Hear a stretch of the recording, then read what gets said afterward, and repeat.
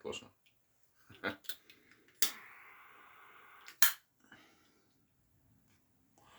So, Tulsa King, episode 6. 2/3 of the way through. And, still very much enjoying it. No woke shit this time. Very happy about that. Not one bit of woke shit.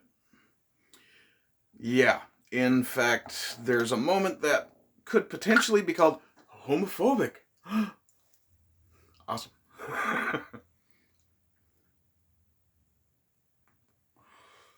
Yeah, so let's see. Starts off with a recap, obviously. Now, I'm going to assume you've all seen episode 5 at this point. If you haven't, sorry, but I'm going to spoil the shit out of it. At the very end of episode 5, Dwight stomped the head in of a rapist. Yeah, the guy who raped his daughter. Good man. Good dad. Now, it's funny because, or rather, it's kind of pointed to the story of this episode. Dwight remains in New York for a significant portion, probably the first act or so. And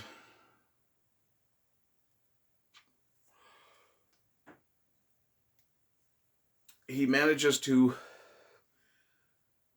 make some peace with his daughter by pointing out that he's not happy with the life he ended up choosing.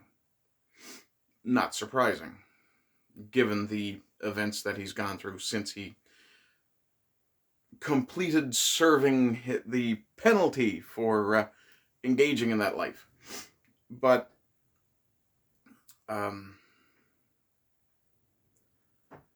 as my friend Tony D pointed out, mobsters aren't supposed to be woke. And yeah, there's, and I'm thinking hard about it, there's not one bit of wokeness in this episode, as far as I can think of. In fact, there are moments in this episode that would be called variously homophobic, misogynist, or toxically masculine. So, of course, I enjoyed it.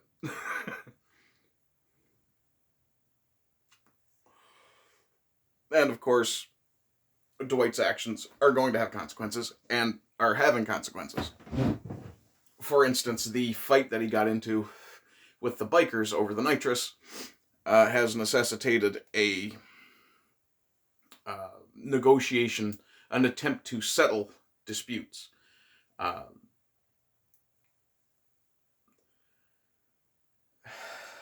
I'm going to try not to spoil it, but it's not easy to not do that at this point. So, I do apologize if you haven't seen the series, but I'm going to assume that everyone who watches these videos has at least already seen the episode. Just for the sake of, ease of my conscience, if nothing else.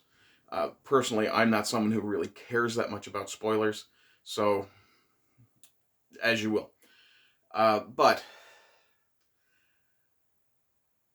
the episode, there's some touching moments in this episode, believe it or not, and some very harsh reality moments as well. Let me see, where do I start?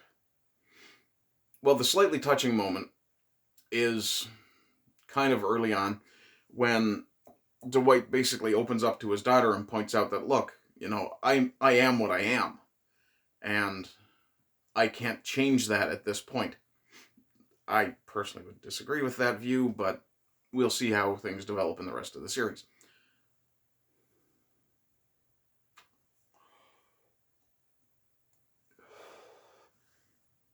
The show opens with one of the biker's girlfriends, who also works with Manny at the ranch, sitting down to talk to the ATF.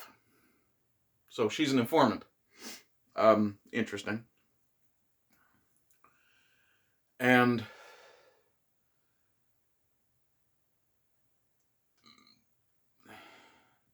it's also being shown to us, and beautifully not told, that Stacy, the ATF agent that Dwight boned earlier on several times, has some sort of loyalty to Dwight. Not really something that can be explained, but it's a little bit beggaring of the rational at this point.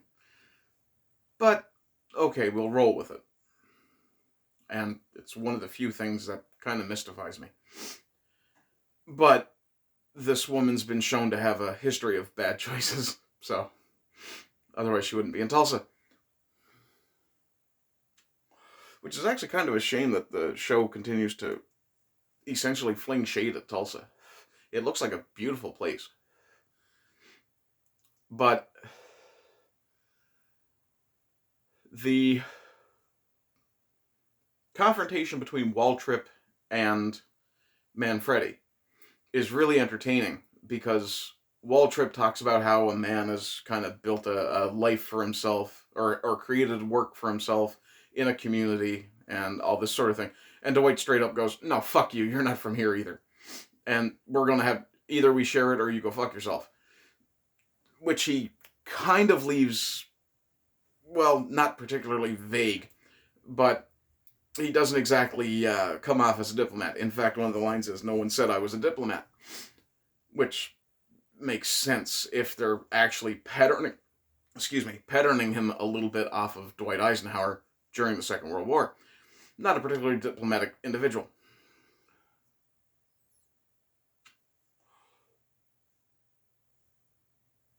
That's interesting. I seem to have scratched myself.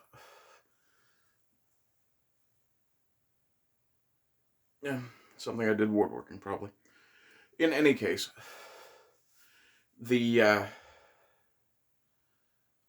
ATF, the FBI grab Bodhi, toss his place, and it's revealed later, which is a little bit of a deus ex machina, but I'm willing to accept it because it was pointed out to Bodhi earlier on that he was eventually going to get raided. And it turns out that even though the FBI found his safe in his shop, all the merchandise and cash that had been hidden in the safe was already gone, because Dwight's not an idiot. Let's see.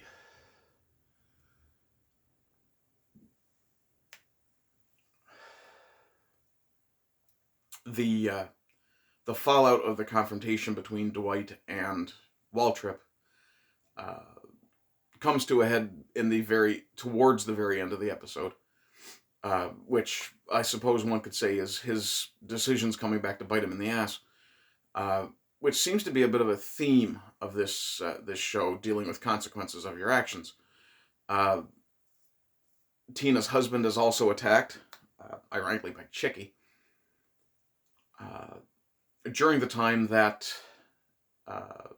Chicky's consigliere, I'm not sure exactly what that is, the counselor or whatever it means, is on the way to Tulsa on a train because he won't fly for whatever reason.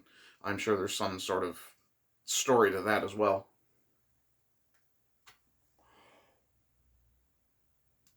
I suppose a New Yorker being unwilling to get on a plane makes sense.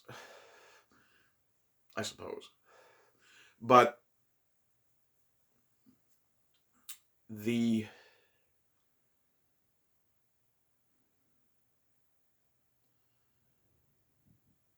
camaraderie that's being built by Dwight, who's essentially building his own little, I suppose, mob of his own in Tulsa, is very entertaining.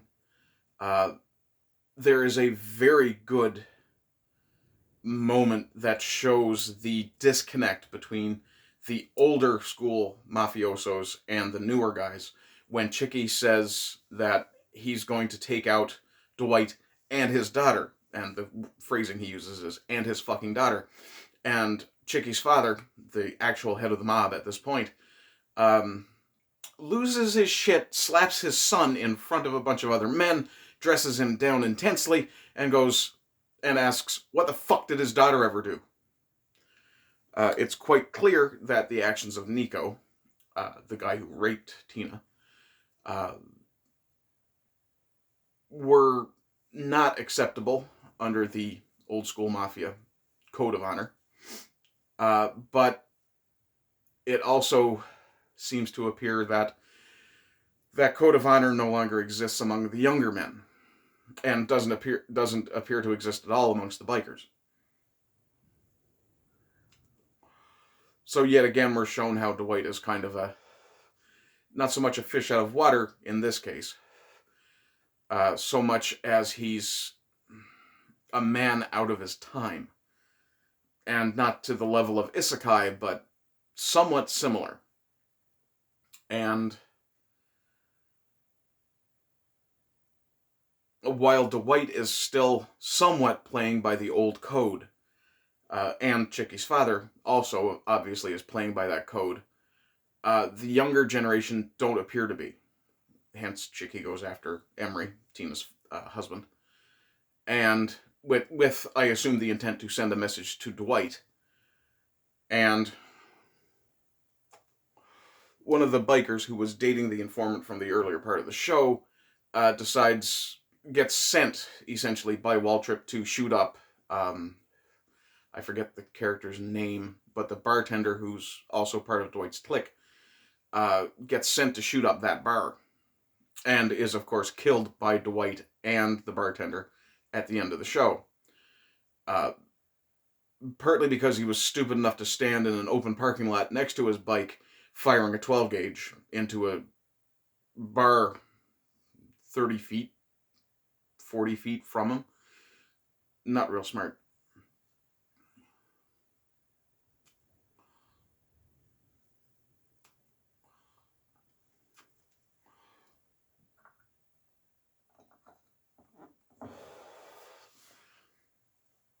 So, there are going to be, and I have the feeling that had this been a movie, a film, we've now just come to the end of the second act, where, to quote old JR, business is fixing to pick up. One of the other things that kind of throws the metaphor of the man out of time, the creature out of place, or struggling to find a place, is the story of Pilot. This is the horse that was wandering around the city.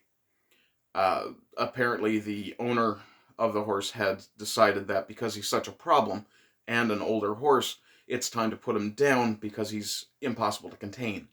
Dwight hears about this from Spencer, the waitress at the coffee shop, and decides to purchase Pilot, and takes him to the ranch that Manny works at. The owner of the ranch is somewhat sympathetic, but, and this is where the hard reality moment comes in, she points out everything's got its place.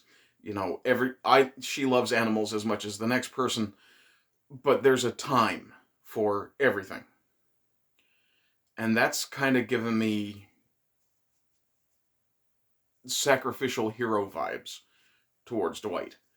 I don't think at this point he's going to make it out of this season alive. If he does, it's going to be interesting.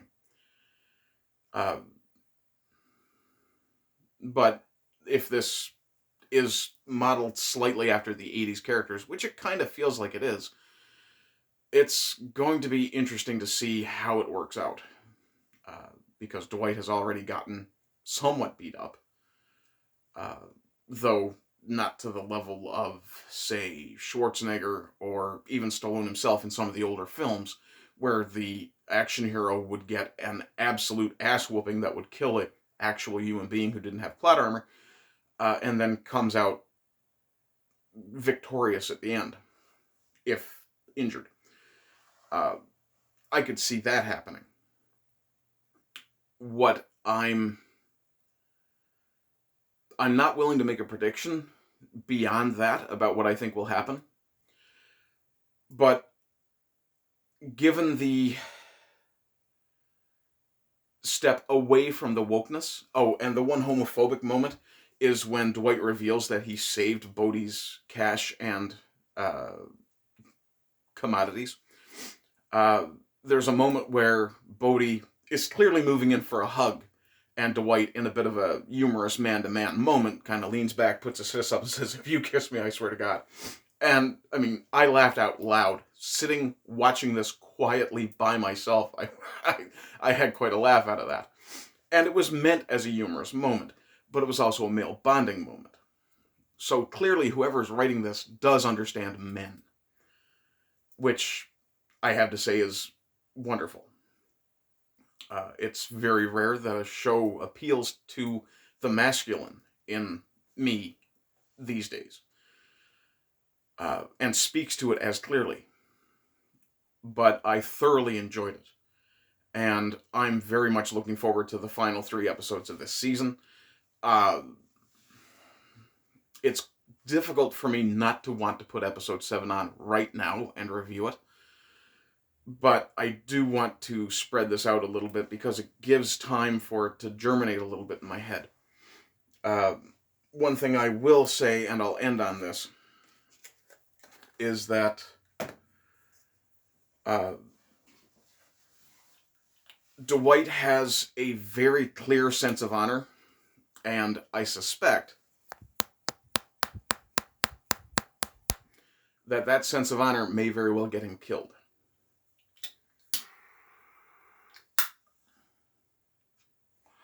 If you ask me for a recommendation or a grade out of 10, this one I'm putting 9.5.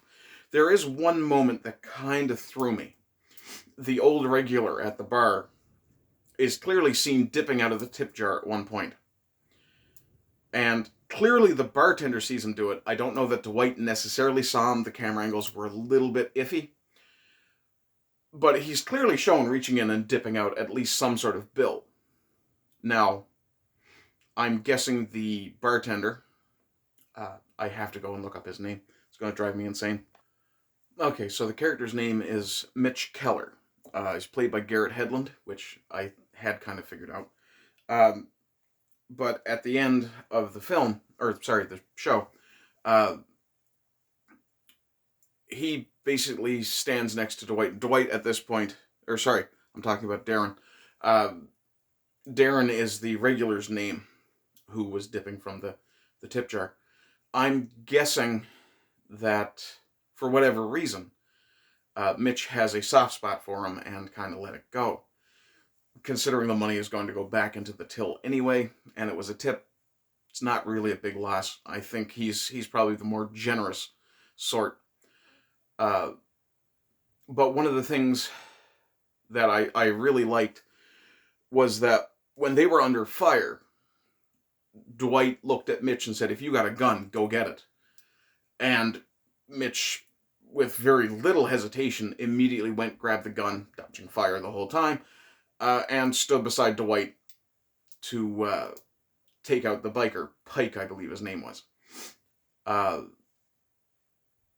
Whether he fired a shot into him or not, I'm not 100% sure. But